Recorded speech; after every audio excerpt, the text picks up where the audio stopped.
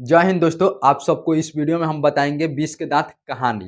यानी कि आज की इस वीडियो में हम लोग कहानी को कवर करेंगे। दुसार का चैप्टर 10वीं क्लास के गोधली बुक का है। ठीक है, इसके पहले श्रम विभाजन और जाति प्रथा नहीं देखे हैं तो डिस्क्रिप्शन में लिंक है, जाकर आप लोग देख लीजिएगा। ठीक है, अगर मैं उम्मीद और दावे के साथ आप लोग को बोल रहा हूँ कि अगर आप 15 से 20 मिनट मेरे को टाइम दे देते हैं तो यहाँ से एक भी ऑब्जेक्टिव या तो एक भी सब्जेक्टिव क्वेश्चन नहीं छूटेगा। ठीक है, तो चलिए आगे की तरफ बढ़ते हैं।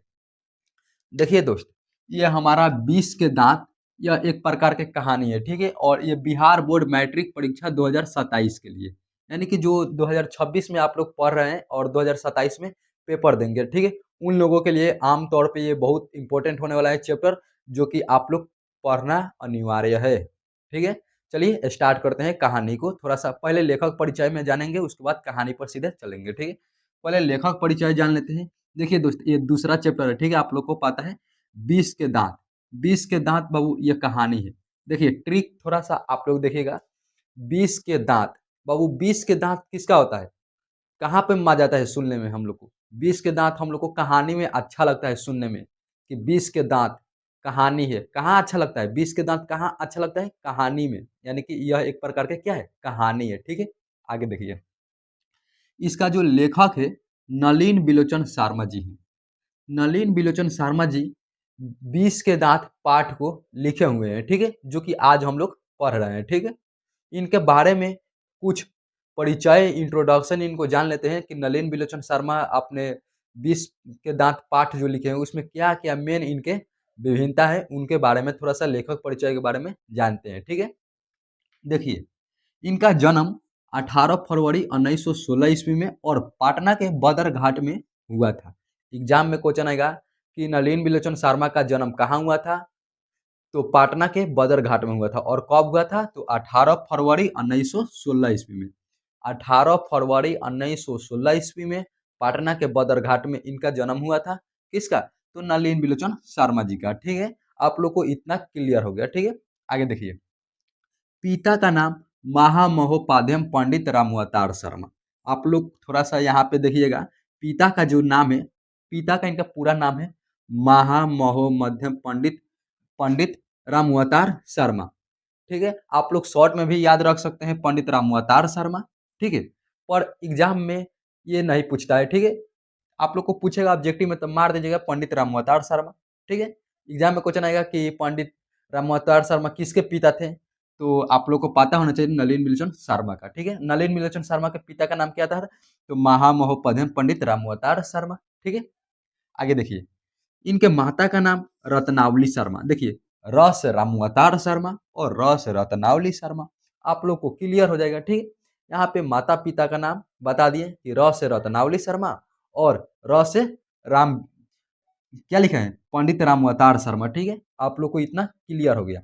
आगे देखिए, प्रमुख इनके कुछ रचना है जो हम लोग को जानना आवश्यक है। यानी कि इनके कुछ ऐसे रचना है जो कि बहुत इंपॉर्टेंट है, एग्जाम में हर साल यहाँ से क्वेश्चन पूछा जाता है। ठीक है, देखिए सबसे पहले है हमारा क्या? दृष्टिकोण। दृष्टिकोण कौन लिखे हैं?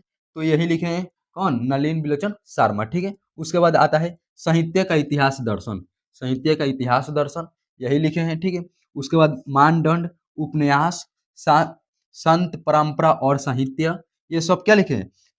कौन लिखे हैं? तो ये लिखे हैं नलिन बिलोचन शर्मा। ठीक है, आप लोग को ये कुछ प्रमुख रचना था जो आप लोग को बताएं। पहला क्या है? दृष्टिकोण। दूसरा साहित्य का इतिहास दर्शन। आगे है मानदंड, उपन्यास, शांत परंपरा और साहित्य। ये प्रमुख इनके रचना है। किसकी? तो हमारे नलिन बिलोचन शर्मा जी के। ठीक है, इनके कुछ प्रमुख जो रचना है आप लोग को याद कर लेना है। यहाँ से 1 नंबर ऑब्जेक्टिव में पूछ सकता है कि क्वेश्चन आएगा कि दृष्टिकोण किसकी प्रमुख रचना है, तो आप लोग मारेंगे किसको? बिलोचन, नलिन बिलोचन शर्मा जी का। ठीक है, उसके बाद साहित्य का इतिहास दर्शन किसका है? नलिन बिलोचन शर्मा का। ठीक है, मानदंड इनके ही, उपन्यास, संत परंपरा और साहित्य किनके है? तो नलिन बिलोचन शर्मा जी के है। ठीक है, और आप लोग से एक और क्वेश्चन आएगा एग्जाम में। एक और क्वेश्चन पूछेगा, क्या पूछेगा? कि हम लोग 20 के दांत जो पढ़ रहे हैं कहाँ से लिए गए हैं। देखिए, यह कहानी 20 के दांत तथा अन्य कहानियां अन्य कहानियां नामक ग्रंथ से लिया गया है।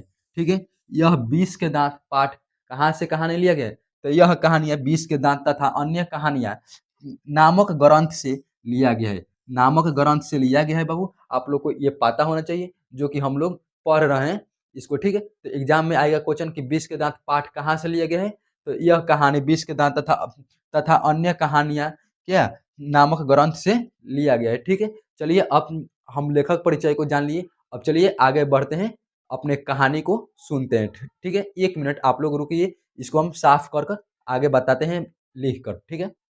कहानी बहुत सिंपल है, आप लोग कहानी को लास्ट तक सुनिएगा, ठीक है।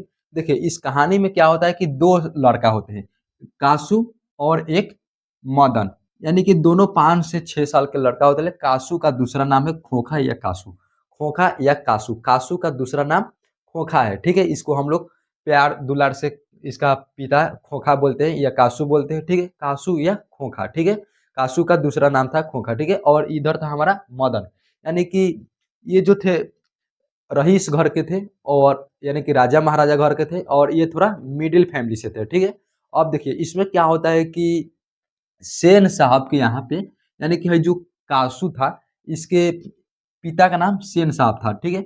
और ये जो लड़का था 5 से 6 साल का था, मदन और क्या कासू, तो मदन के पिता गिरधर लाल सेन साहब के यहाँ पे काम करते थे, ठीक है।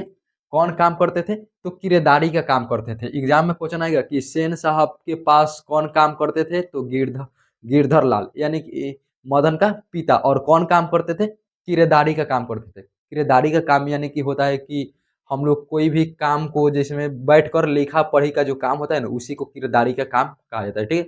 जिसमें एक कोई बड़ा कंपनी हो गया, उसमें का कंपनी को हम लोग को क्या फाइल को मेंटेन करना होता है, लिखा पढ़ी का काम होता है, उसी को हम लोग कहते हैं बाबू क्या किरदारी का काम, ठीक है।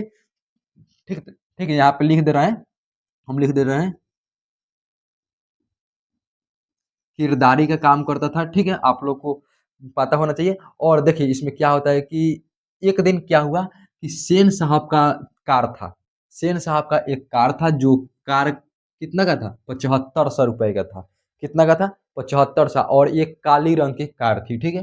काला रंग का इसका गाड़ी था, और इसका दाम था 7500, यानी कि 7500। अब देखिए क्या होता है, सेन साहब जो थे, सेन साहब अपने कार को लेकर बहुत इनको प्यार था, बहुत इनको प्यार था अपने कार से। तो क्या हुआ कि एक दिन सेन साहब के ड्राइवर, यानी कि कार इनके पास है तो ड्राइवर भी होगा, तो ड्राइवर क्या कर रहा था, एक दिन सुबह के टाइम था, तो उसको गाड़ी को पोछा मार रहा था, यानी कि सफाई कर रहा था, सर सफाई जो होता है गाड़ी को साफ कर रहा था, ठीक है। साफ कर कर बाहर साफ कर रहा था, और खड़ा हो गया कहीं जाकर ये ड्राइवर, ठीक है। साफ गाड़ी करने के बाद खड़ा हो गया कहीं जाकर, तब तक इधर से आता है गिरधर लाल का बेटा मदन। और क्या होता है कि जब देखता है कि ये काली गाड़ी लगी हुई है, यानी कि काला रंग का एक गाड़ी है, तो उसमें जाकर क्या करता है, अपना फेस देखता है, फेस देखता है और उस गाड़ी को टच करता है, ठीक है। कौन, मदन। तो क्या करता है, ड्राइवर देख लेता है, ड्राइवर देखता है तो ऐसे धक्का मार देता है, धक्का मारता है, तो वो लड़का जो था 5 6 साल का, उधर उतना दूर जाकर गिर जाता है, ठीक है। तो गिरता है, तो वो आता है फिर और चिल्लाने लगता है, और ड्राइवर को उछल-उछल को कॉलर, ये था कॉलर पकड़-पकड़ कर उछल-उछल कर मार रहा था।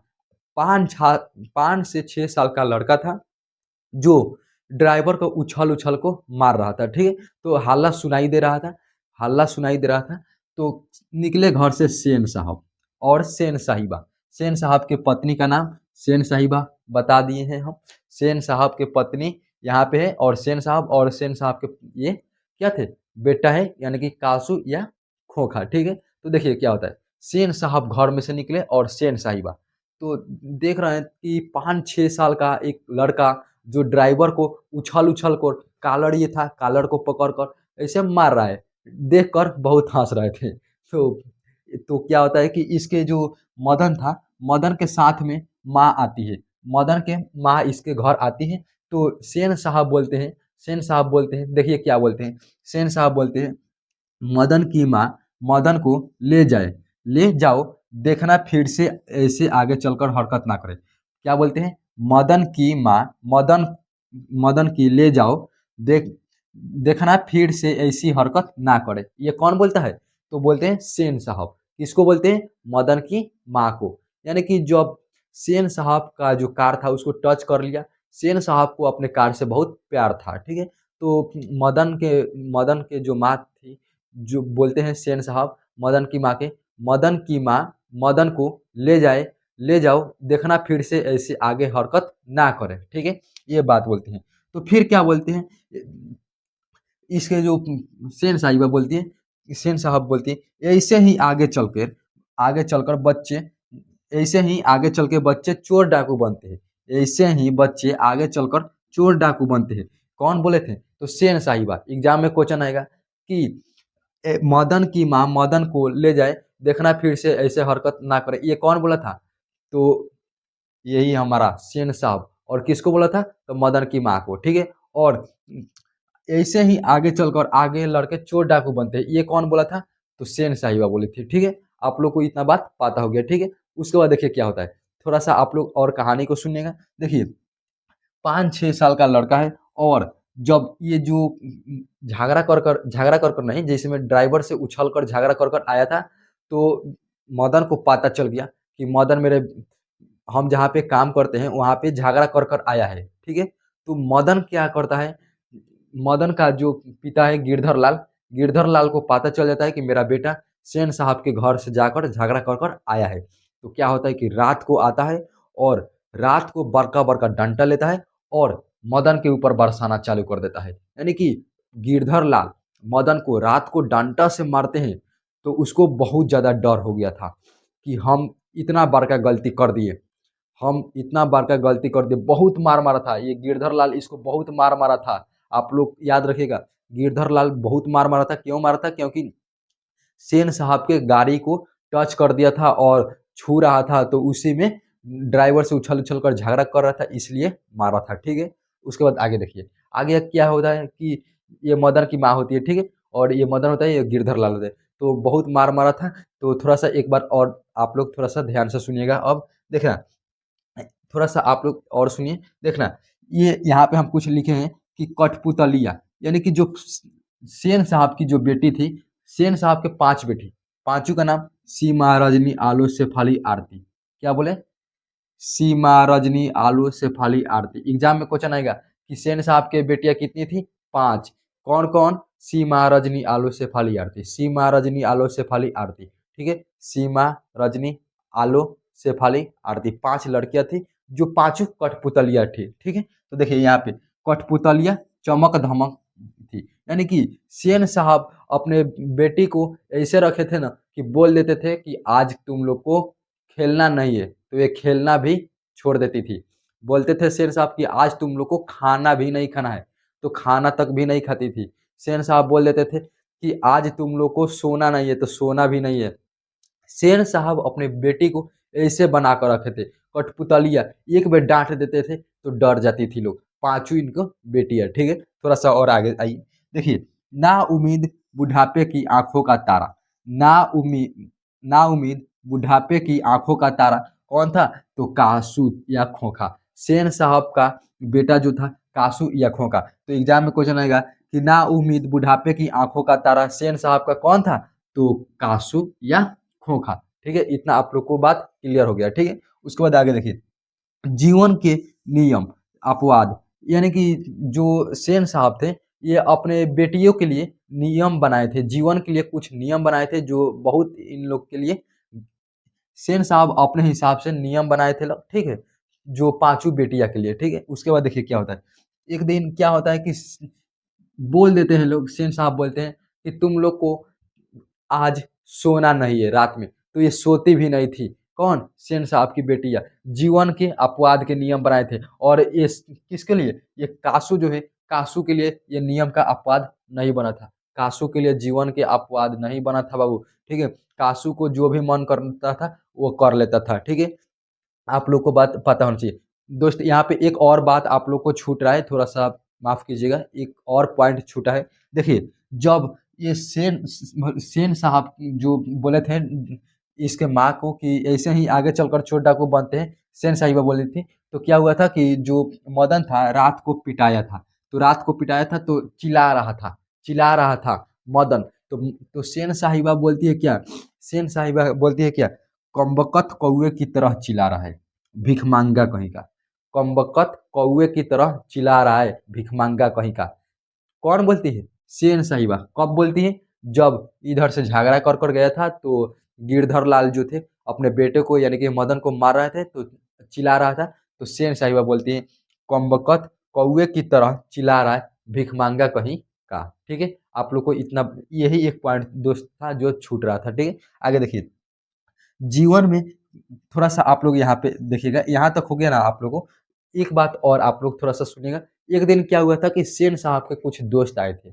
सेन साहब के कुछ दोस्त आए थे जो सेन साहब को घर में बैठकर उनसे कुछ मीटिंग कर रहे थे, बात कर रहे थे। तो वहाँ पे जो उनके दोस्त थे कुछ अपने अपने बेटे के बारे में बता रहे थे। कुछ दोस्त बोल रहे थे कि मैं अपने बेटे को डॉक्टर बनाऊंगा, तो कोई बोल रहा था कि हम अपने बेटे को क्या बनाएंगे, कोई बड़का आईएएस बनाएंगे, आईपीएस बनाएंगे, माने हर तरह के वहाँ पे बात बता रहा था लोग। ठीक है, तो सेन साहब क्या बोलते हैं, सेन साहब क्या बोलते हैं कि मेरे हम अपने बेटे को पढ़ाया लिखा कर कुछ नहीं बनाएंगे, पढ़ाने लिखने के लिए हम नहीं भेजेंगे। आजकल क्या रखा है पढ़ाई लिखाई में, हम तो अपना बेटा को इंजीनियर या तो बिजनेसमैन बनाएंगे, इंजीनियर या तो बिजनेसमैन बनाएंगे। तो एग्जाम में क्वेश्चन आएगा कि सेन साहब अपने बेटे को क्या बनाना चाहते थे, तो सेन साहब अपने बेटे को इंजीनियर या तो बिजनेसमैन बनाना चाहते थे। ठीक है, तो देखिए कुछ बात कर रहे थे लोग, सेन साहब अपने दोस्त से बात कर रहा था लोग। तो देखिए जो कासू था, 4 चक्का से आया था लोग इनके दोस्त। तो क्या हुआ, कासू घर से निकला बाहर, कासू घर से बाहर निकला तो टायर का हवा ही खोल देता है, तो टायर बैठ जाता है। जब 4 चक्का में हम लोग हवा खोल देंगे तो उसको क्या होगा, टायर बैठ जाएगा, यानी कि बुझाएगा पंचर हो गया है, ऐसे लग रहा था। ठीक है, और आगे बढ़ता है तो दूसरा गाड़ी का क्या होता है, वो हेडलाइट होता है ना, हेडलाइट जो आगे बत्ती जलता है तो उसको फोड़ देता है, उसको फोड़ देता है कौन, तो कासू या खोखा। कासू या खोखा बहुत बदमाश लड़का था, ये बहुत बदमाश लड़का था, उसका हेडलाइट फोड़ देता है आगे का। तो सेन साहब के दोस्त बात कर कर निकल रहे हैं तो देख रहे हैं कि टायर धंसा हुआ है, और दूसरा गाड़ी जो थी उसको देख रहा है कि आगे से हेडलाइट फूटा है। तो सेन साहब से बोलते हैं कि ये क्या किया है आपका बेटा, ये क्या किया है आपका बेटा।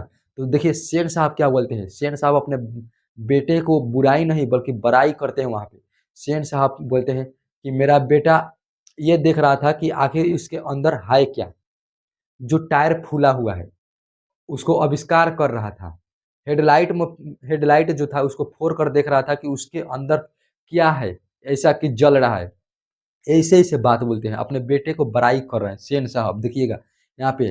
ठीक है, ऐसे-ऐसे बात कर रहे थे। ठीक है दोस्त, उसके बाद आगे आइए थोड़ा-सा देखते हैं। उसके बाद देखिए जीवन बिज़नेसमैन या इंजीनियर बनाना चाहता था सेन साहब अपने बेटे को। ठीक है, उसके बाद देखिए यहाँ पे कहानी दोस्त खत्म ही हो गया है। ठीक है, उसके बाद थोड़ा-सा एक बात और आप लोग याद रखिएगा, जीवन में क्या ये जो कासू था अपने दोस्त का गाड़ी-वाड़ी का लाइट-वाइट जो था फोड़-फाड़ कर छोड़ दिया। ठीक है, और थोड़ा-सा आप लोग एक बात याद रखिएगा, यहाँ से ये तो कहानी अब स्टार्ट होगा, कहानी झगड़े वाला अब स्टार्ट होगा। देखिए क्या होता है, मदन का गिरधर का जो बेटा था मदन, एक दिन अपने गली में गली में लट्टू खेल ऐसे-ऐसे लट्टू खेला जाता है, तो लट्टू खेल खेल रहा था। ठीक है, कौन? मदन। तो क्या हुआ कि सेन साहब का जो बेटा था कासू या खोखा उसी गली में आ गया, उसी गली में आ गया, बोल रहा है कि लट्टू दो हमको भी खेलना है, लट्टू दो हमको भी खेलना है। तो मदन क्या करता है कि बोलता है कि नहीं देंगे, तुम अपना लेकर आओ खेलना फिर। तो क्या होता है कि इसी बात को लेकर झगड़ा कर लेता है कौन, तो ये कासू। ठीक है, तो क्या होता है कि इसी बात को लेकर लट्टू की वजह से झगड़ा कर लेता है। तो क्या होता है कि मदन जो था मार कर उसको आगे से 2 दाँत तोड़ दिया। ये जो 2 दाँत आगे का होता है, मार कर ऐसे 2 फाइट, एक के फाइट मारा बस उसको 2 दाँत टूट गया। तो इसलिए पार्ट का नाम पड़ गया 20 के दाँत। ठीक है, एक फाइट मारा उसको 2 दाँत टूट गया। ठीक है, तो समझिए इसका 2 दाँत टूट दिया। और यहाँ पे एक बात और आप लोग याद रखिएगा, जब लट्टू खेल के लिए झगड़ा हो रहा था तो वहाँ पर कोई भी छुड़ाने नहीं गया था। ठीक है, तो एग्जाम में क्वेश्चन आएगा कि अक्सर झगड़े में किसकी जीत होती है, माहौल वाले या झोपड़ी वाले। तो माहौल वाले, माहौल वाले की क्यों जीत होती है, क्योंकि झोपड़ी वाले उनके सहारा करते हैं। मान के चलिए कि ये राजा महाराजा घर के आंधी है, ठीक है, और ये गरीब फैमिली से थे, ठीक है। तो क्या होता है कि सेन साहब राजा महाराजा घर से थे, तो इसके बेटा झगड़ा किया था, तो कोई भी साथ इसी का देगा क्योंकि ये अमीर है और ये गरीब है। तो गरीब वाला अमीर को सपोर्ट कर रहा था, इसलिए झोपड़ी वाला को क्या होता है, हार होता है और माहौल वाले की जीत होती है, ठीक है। आप लोग ये बात याद रखिएगा, ठीक है। तो एग्जाम में क्वेश्चन आएगा कि अक्सर जब झगड़ा होता है तो किसकी जीत होती है, तो माहौल वाले की। क्यों होती है, क्योंकि झोपड़ी वाले यानी कि रईस घर के जो छोटा गरीब गरीब घर का होता है उसको अमीरी की वजह से क्या करता है लोग, सपोर्ट करता है, जिसके कारण माहौल वाले की जीत हो जाती है और झोपड़ी वाले की हार हो जाती है, ठीक है। आप लोग ये बात याद रखिएगा, ठीक है। उसके बाद आगे आइए। सेन साहब अपने बेटे को इंजीनियर या बिजनेसमैन बनाना चाहता था, ठीक है। अब कहानी ज़्यादा बड़ा नहीं है दोस्त, कहानी खत्म ही हो गया है, ठीक है। उसके बाद क्या होता है कि ये अपने बेटा को सेन साहब क्या बनाना चाहता था, इंजीनियर या बिजनेसमैन। तो एक दिन क्या हुआ, जब लट्टू खेल कर आया तो घर में जा रहा था, तो मदन सुन रहा था कि गिरधर लाल गिरधर लाल और मदन की माँ दोनों आपस में बात कर रहे हैं कुछ, पर ये बात नहीं कर रहे थे कि मदन को मारेंगे, ऐसे करेंगे, ऐसे कर मदन के बारे में कुछ बात नहीं कर रहे थे। तो मदन क्या हुआ कि आस्ते-आस्ते गया और चुपचाप खाना खा लिया, और खाना खाकर जैसे निकल रहा था, तैसे लोटा, एक बरामदा में लोटा या कोई बर्तन होगा, उसको पैर से लग जाता है, ठीक है? पैर से ऐसे लग जाता है, तो आवाज़ करता है। तो मदन के पिता यानी कि गिरधर लाल उठकर आते हैं बाहर और देखते हैं ऐसे मेरे बेटा आगे खड़ा है। तो क्या करता है कि मदन ऐसे खड़ा होता है, ऐसे सर अपना नीचे कर कर खड़ा हो गया। तो क्या होता है कि अब मदन को डर गया कि मदन उस दिन इतना गलती कर कर आए थे, तो क्या हुआ था, कितना पिटाए थे। आज मदन ने खोखा को दाँत ही तोड़ दिया। तो आज क्या होगा, ये जो गिरधर लाल थे, मदन को नहीं मारा, उसको बल्कि गोदी उठा लिया और बोला कि वाह शेर वाह! तू तो जो हम काम नहीं कर पाए वो तुम काम कर दिया। ज़िंदगी भर हम क्या गुलामी करते रह गए, किसको? सेन साहब को, और तुम जो जो उसके बेटे को मारकर 2 दाँत तोड़ दिया, किसी भी उसके ड्राइवर से भी अझुरा कर झगड़ा कर लिया, तुम थोड़ा-सा भी नहीं डर रहे। आओ शेर, ऐसा शेर हमको पास है, और इसको गोदी उठा लिया। दोस्त यही हमारा कहानी था, ठीक है? कहानी खत्म हुआ। आप लोगों को कैसा लगा कहानी आप लोग बताइएगा। थोड़ा-सा कुछ पॉइंट जो छूटा है आप लोग को बता दे रहे हैं, ठीक है? ये सब तो बता दिए हैं आप लोग को। उसके बाद देखिए, मदन की उम्र जो थी 5 से 6 वर्ष थी, ठीक है? और खोखा खोखा मदन के बीच जो लड़ाई हुई थी, लड़ाई के बारे में हम आप लोग को बताएँ कितना अच्छा से, ठीक है? उसके बाद माहौल वाले की जीत होती है ये भी बताएँ, और कब होती है, क्योंकि जब जब होती है कि जब माहौल वाले की कब जीत होती है, जब झोपड़ी वाले उसको सपोर्ट करते हैं, ठीक है? और मदन की क्या लिखा है? मदन का